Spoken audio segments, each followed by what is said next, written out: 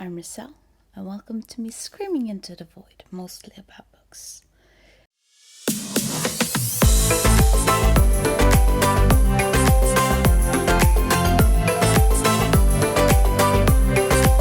For my project of reading around the world, I have come to Iceland, and Iceland has one Nobel Prize winner of literature, and that is Halldór Laxness. So I am going to read his book Salka Valka.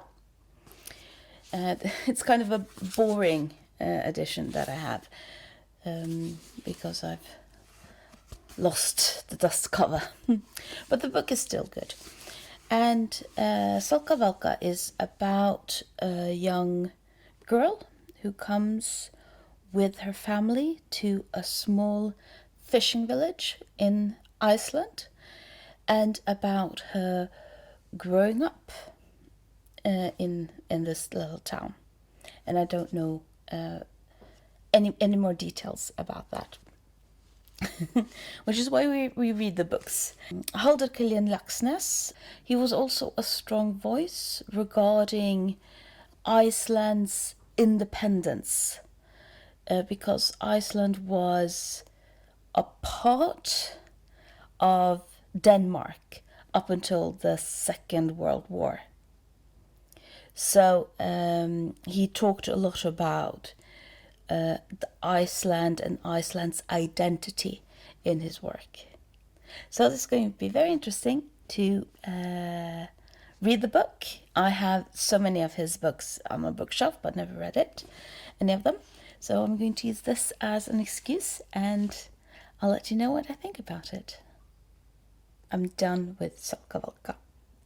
And I want to do something a bit different than I'm used to, and I want to try to have a more pure feministic reading of the book, because it is been sort of described as a feminist book, and I do think that having a feminist reading of the book can bring forth some very interesting aspects to it.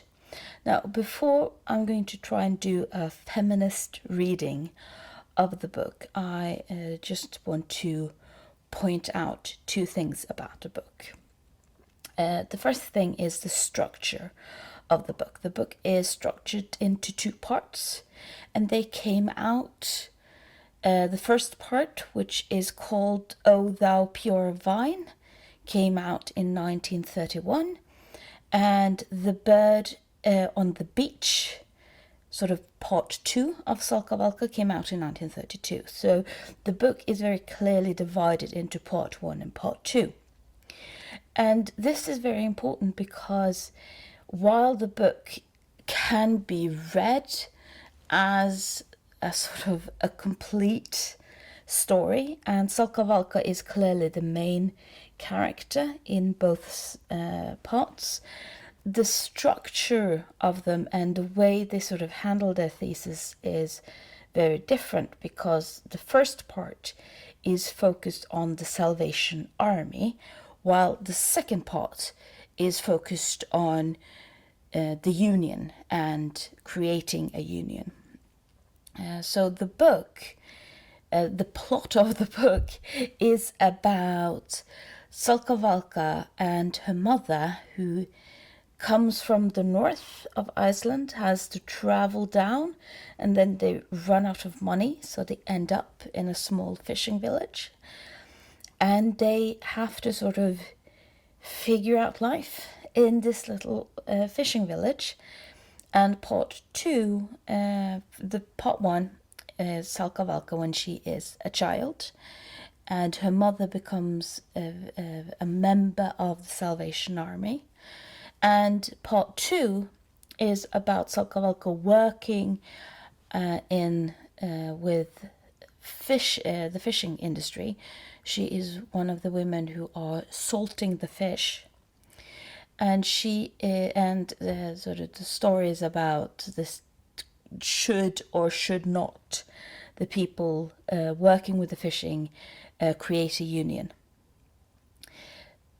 So the fact that it's structured with these two parts is sort of important to have in the back of the head, despite the fact that those two parts do sort of, yeah, I'll get back to why, what it means. So they're not that different, but it's important to sort of know the structure of the book.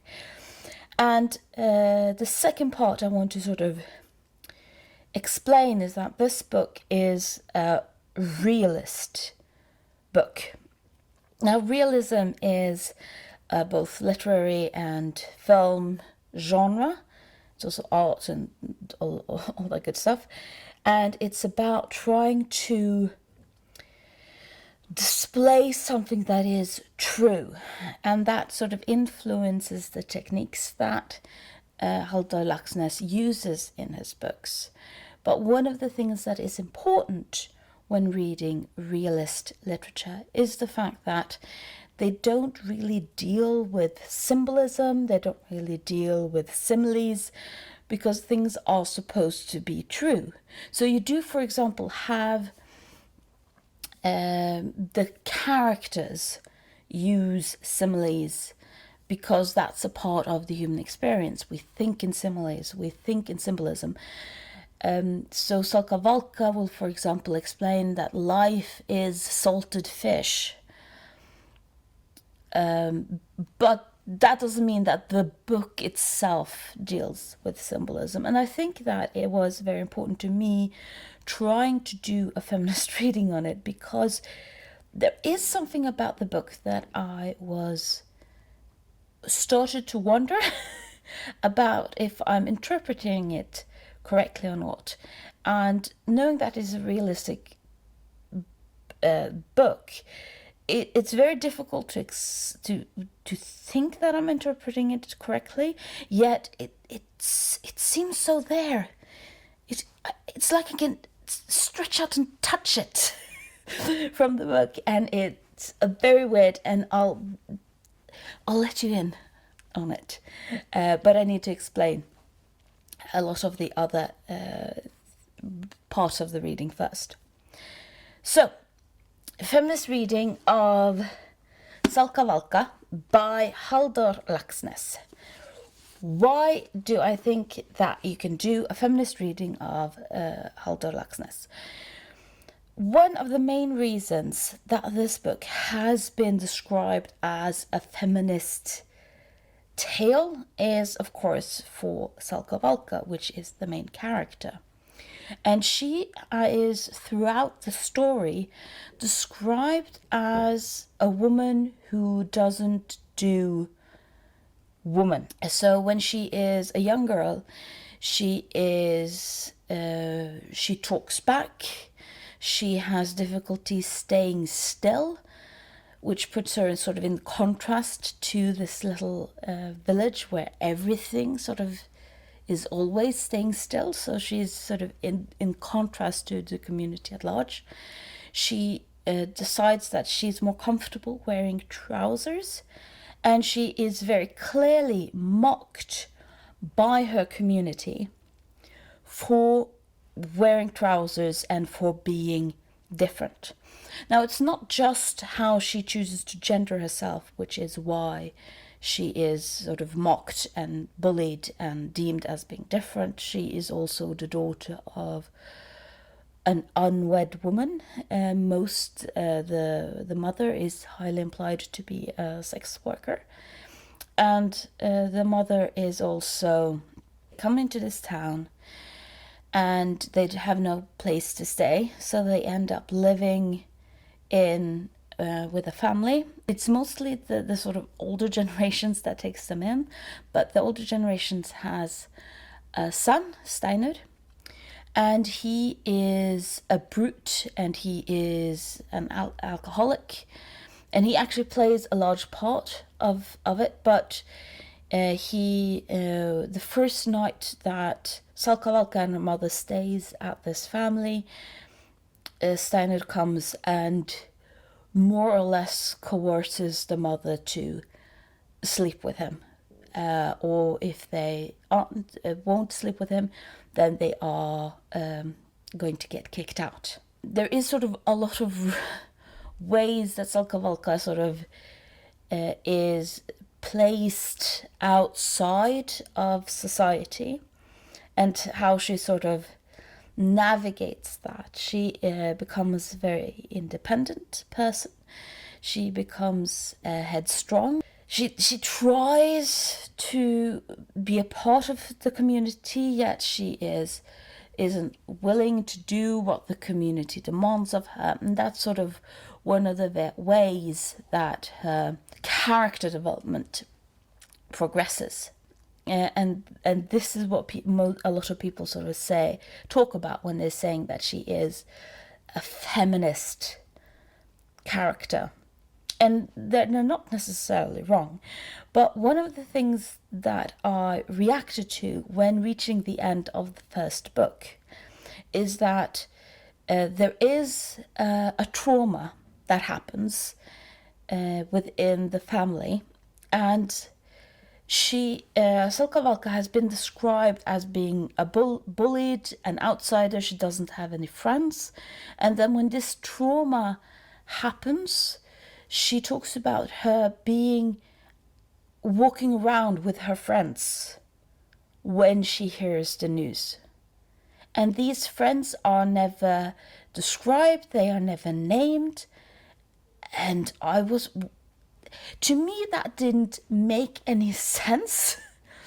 That sort of, that when so much of her development and her character had been around her being bullied, her being an outsider, how is she going to navigate, how much is she going to give and take. It's so much about being in relationship with other people that the fact that she has friends that is not described, that is not introduced, I almost gave up on the book because it didn't make sense for the book that Laxness had been writing up until that point. And I was, what is this book? And started sort of questioning how much could this actually be read as a feministic book. And by that I mean someone who's actually trying to figure out how does gender influence the way you are able to live your life, when such a huge aspect of her character development is based on the fact that her gender is so limiting to her and her mother's gender is so limiting to them. And then she walks around with her friends without any explanation of when and I started thinking, because I've read books by men who in some ways sort of talk about that they are strong, independent women and we like them and this is important and we are feminists, but where the books are just a new way of describing women through the lenses of men, but that they have other preferences to what women should be than the sort of more traditional in the kitchen barefoot giving me babies. So being outspoken, being active, if this is created through the view of a male fantasy, is it then a feminist character just because the way we are describing this character is different than traditional? Because feminism in and of itself is that you should be able to do whatever you do regardless of gender, regarding women but also regarding men. Gender shouldn't play an issue in how or what you get to do. So halfway through the book, practically gave it up, was so annoyed, but read on. I very, very rarely DNF books, or at least I try not to DNF books.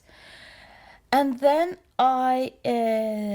she sort of you have so the trauma happens, book ends, and then you have a time jump, and Salka Valka is now a grown up, and she works with salting fish, and this was something that a lot of women did. Men went out, fished, women stayed in these factories and salted the fish so that they were able to be shipped off without getting rotten.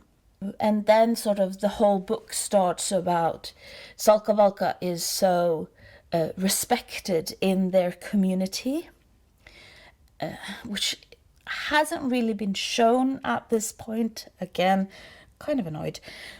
But so she should be a spokesperson for should we or should we not have a union. And then they have so many discussions about whether or not they should have a union. So about a third into book 2, still annoyed. And then I tried to sort of think, okay, I want to do a feminist reading on it, because the fact that she is considered a feminist character is true, yet could be debated. Is there still something here to make me think about, is this worth doing a feminist reading? And then it hit me, and I got it, and I really enjoyed the last 2/3 of book 2. And what I started to think about was not feminism in as the gender, how you are gendered in your appearance or stuff like that, but regarding the gendered rooms. And one of the things that I started to really think about is the role of motherhood in this book. And what I realized that I enjoyed so much about the book that I don't think I would have realized had I used some other way of reading the book, is that this is absolutely an interesting feminist literature if you don't look at Salka Valka as a character, but look at the roles and the rooms that the genders are given. And when I'm talking about that, I'm not really talking about gender roles. What I'm talking about is something very fascinating, and that is this book divided into 2 chapters, divided into the Salvation Army in the first one and unionizing in the second one, is about the secondary caregivers are allowed to dream. Primary caregivers only suffer. And the reason why I'm saying, because I really wanted to say fathers are allowed to dream and mothers are allowed to suffer, but that wouldn't really fit, because you do have sort of female characters very connected to the Salvation Army in the first part, and you do have a character who loses his leg, who is the primary caregiver for his family. So, but we are going to talk about the primary caregivers who are suffering in this book, and how the 2 sort of ideas that Laxness is sort of critiquing in his book with the Salvation Army and unionizing, and how similar these 2 sort of themes actually are regarding, for example, the aspect of dreaming. So in both the part about the Salvation Army and the part of the unionizing, you see a theme of dreaming. One way of illustrating my point is that you have a scene in the first part with a woman who is dying, who has 6 children that she's leaving behind, and she's talking to Salka Valka about what was God's suffering compared to mine, who is leaving 6 starving children behind? And that's what I'm talking about when I mean that the secondary caregivers are allowed to dream, while the primary caregivers only are allowed to suffer. Because in the first one, it's about the Salvation Army, who's a representation of Christianity. And in the second one, it's about unionizing. But this village that Salka Valka lives in is fairly poor. And the living conditions for the residents there are very bad. You have one rich family, but the majority of people living in the society are struggling to feed themselves, to clothe themselves, to house themselves. And therefore you sort of see how the struggle and the focus of people are either how can I dream myself in having a better life, for example, through religion. Religion will give me a better life. I can see that there is light at the end of the tunnel. God will come in and cleanse my soul, and this will be a glorious solution. But that dream is only accessible for the people who don't have the starving children sort of right there in front of them. And the people who are with the dying children right there in front of them are just, why does this help? Why does this help? They are dying. That's the important thing. And what's fascinating is that the same discussion, or the same sort of discussion is both regarding religion, but also then in part 2, it's about communism versus capitalism. And again, you have these huge, lofty debates about being allowed a better life for yourself economically, either through hard work set in a capitalistic society that you can pull yourself up by the bootstraps if you just work hard enough, or through the communal cooperatives that will then help you ensure everything. But all of this is only accessible for the people out there, for the fathers, or the majority of the fathers, for the people without children. And several parts of the second book is about reflecting how very often women, and when we say women, we mean mothers or the primary caregivers, are the first one to break a strike, or they are the first one to give up, or the last one to unionize, because their main concern is, will my child survive tomorrow? Will my child survive tomorrow? That's the only thing that is driving me. And thinking theoretically about the larger picture, about should we have a capitalistic society or should we have a communistic society, doesn't really concern them, because dying children are the issue here. And I think that is what makes Salka Valka such a brilliant feministic piece of work, because it talks about the feminine space that has very often been given to women, but about being given primary responsibility for children. And this is especially illustrated with Salka Valka. Salka Valka never has children, but she takes in a few children to care for them when their family aren't able for it. And when there is a scene where the mothers, because their children are dying, breaks a strike and goes back to work because dying children, and they are led by Salka Valka, who says children are dying. That's the main issue here. And what's interesting is that debating these issues is a very typical thing for realist literature. And Laxness himself was both a communist and a Catholic.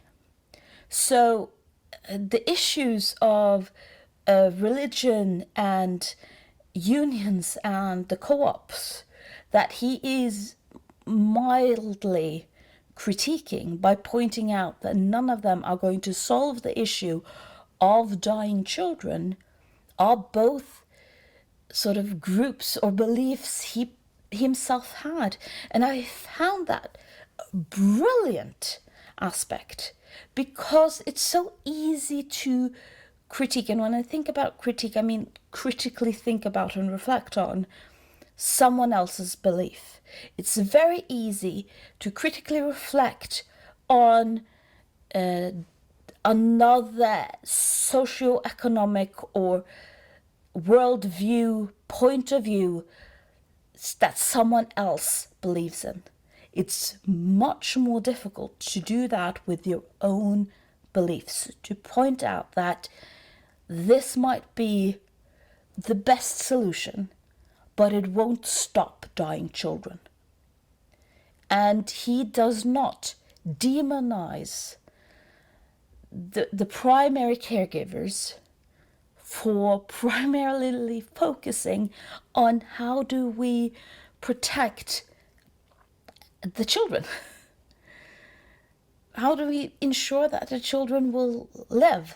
Because none of these wider social institutes that he is talking about that existed in Iceland in the 1930s when this book came out, none of them existed at the time at a level that he probably thought they should. Children were dying, especially poor children. And while Christianity or capitalism or communism could give order, could give sort of a sense of self, could be positive, nothing changed that children were dying. And this was one actually I think were fascinating with the character of Salka Valka, because she is the one who is in conversations with the representations of these, and I know realists don't really talk about representations and similes and all that good stuff, but she does have two, I don't want to say love interests, because one of them is a man who has been trying to rape her since she was 11, but two men interested in her. One who is very clearly doing the capitalist thing, and one who is doing the communist thing. And she is critiquing both of them for not focusing enough about dying children.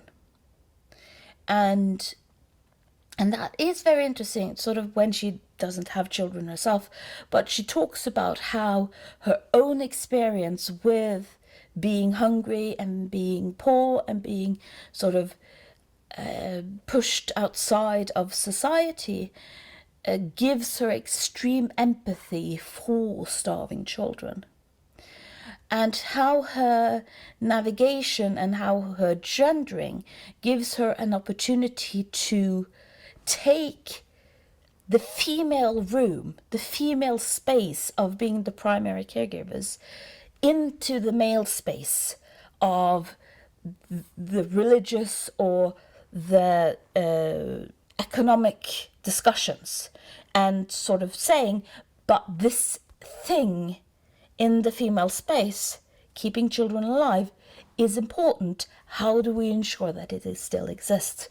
So the feminist aspect of this literature, I think, doesn't really exist within the transgressions Salka Valka does in and of herself. It's not about her wearing trousers, but it's about her being such a huge focus and a huge part of the feminine space, and a huge focus on the feminine space, and her, because of her transgressions, managing to also move this focus into the male dominant spaces. And by doing that, Laxness is managing to do the realist literature thing about mildly critiquing social orders and trying to give reality a voice and a space, especially when it comes to poverty in a small Icelandic village. Because life is salted fish. And I'm very interested in what you think about it. What do you think about this kind of interpretation? If you think that I'm going too far, considering he is a realist writer, am I sort of reading something out of nothing? In the sense that he usually works with truth and reality. Am I interpreting too much? Is a feminist space just as much a part of a feminist reading as how you are gendered? Please let me know in the comments down below. And thank you for listening to me screaming into the void.